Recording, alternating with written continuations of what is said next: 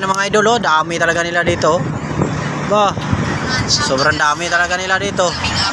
Kawawa yung mga taga Cebu. Kawawa yung mga taga Cebu, goy. Ayun, guys, oh. Checkpoint dito, guys. Ay, patay pala yan. Yawa. Ayun, guys. Kung pinsan tong ganahan mo tabang sa Cebu, ipadala lang sa kuwang Gcash, ha. Number. Ako na lang magpadala dire. Diyan akong Gcash number. Ibutang lang nako sa comment section. Kay bumalik daw may dire, panghatag lang nako ang inyong Gcash. Kaluoy man kayo ang taga Cebu.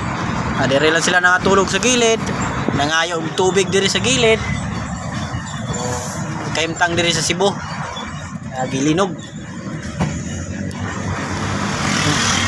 Wala na tao dito, ah. Hindi na yata apektado dito, eh. Tao?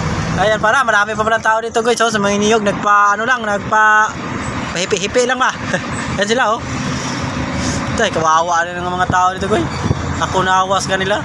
Gusto ko man sanang tulungan kasi wala kang pira din, eh. Wala pa nga kasi kaming kain, boss. Tay na, eh. Ang driver ko, yun na nakapadagan.